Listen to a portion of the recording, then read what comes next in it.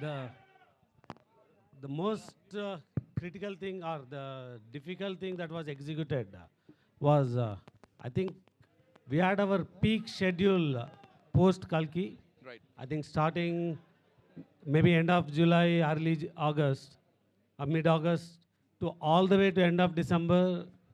I don't know how Maruti could manage. It starts at 6 a.m. and it ends in 10 or 11 p.m. and then it continued for maybe about 120 days or more than 120 days. So that's one schedule which you will see the most grandeur 40-minute climax coming out of that 120 days, and maybe another 300 days of VFX teams making that whatever been captured from the largest set in the world today.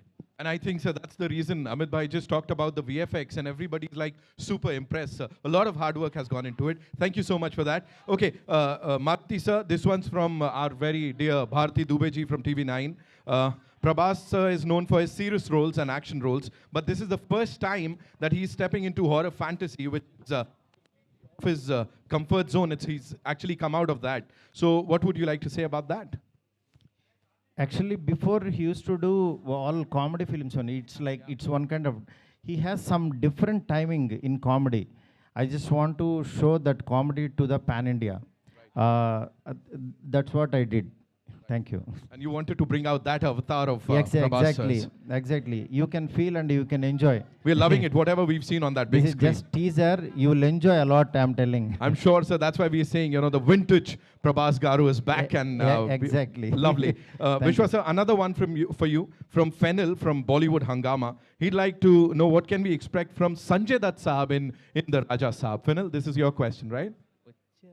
I think in the teaser you just saw his glimpse, and when we have the a largest icon like Prabhas Garu, if you have to have somebody opposite to him, like we need to find, and I think we got the best match with Sanjay Dutt Garu in the movie.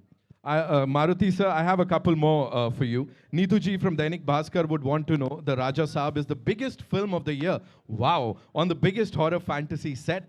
This itself is a big compliment. So please tell us how grand is it going to be, sir?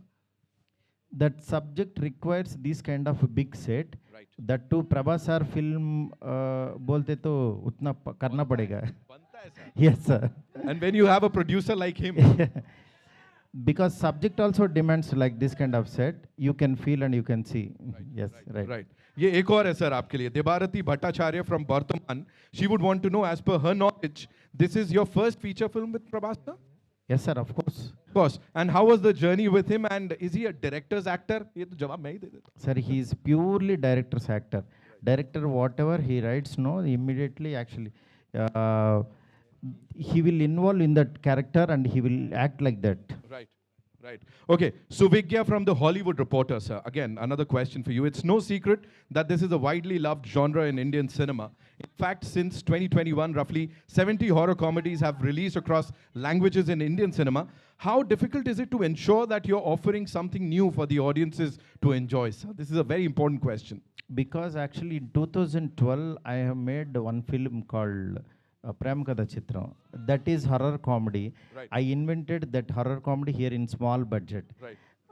Later on, I didn't touch this kind of genre. That is why actually he has some kind of some kind of believability on me. That is why I made it. You can see, you can feel this film, how far it will go on all. I'm sure, sir, it's going to go really far. And one last question from Nishad ji from News 18. When you onboard a person like Prabhas, as your lead actor, there's a lot of pressure for the film to be executed in the best possible manner. So he brings himself with there's this huge fan base that he brings with himself. So did this kind of did you feel this pressure? No, I don't feel like that, because I'm big fan of him.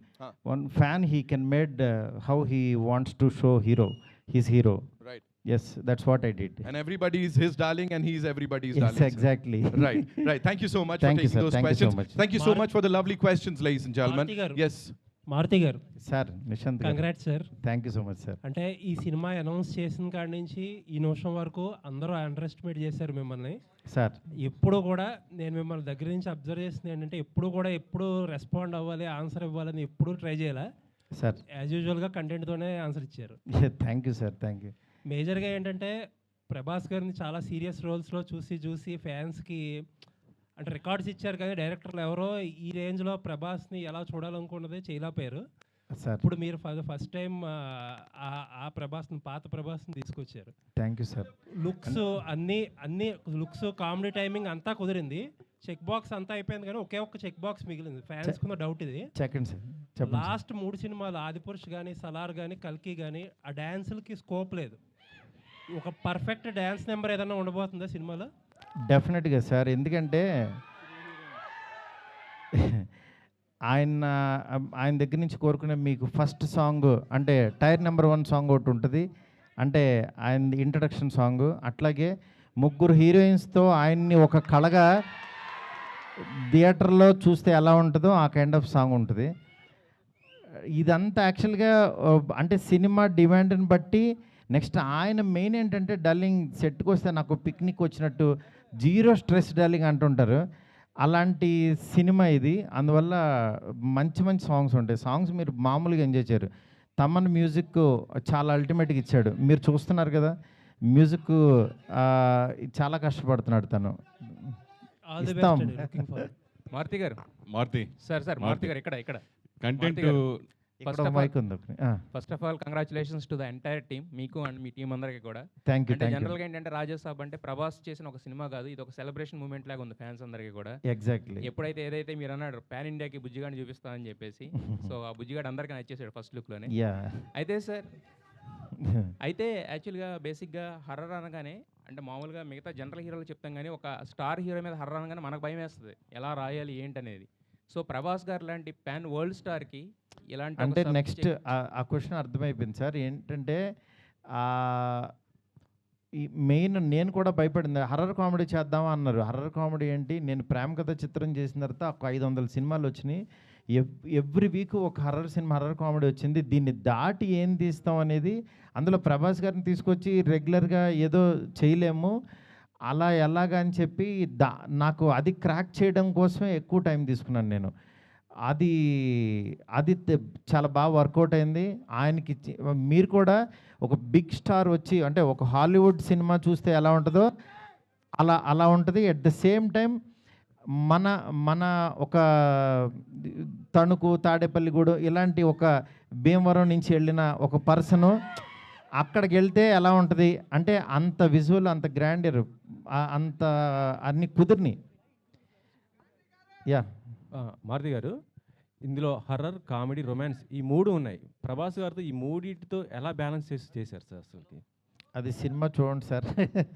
ఎందుకంటే balance చేస్తూ చేశాను కాబట్టి యాక్చువల్గా అది trailer అనేది బాగా enjoy చేశాడు. అది ఇంకా రైటింగ్ సార్, అది ఇంకా రైటింగ్లోనే అది వస్తుంది.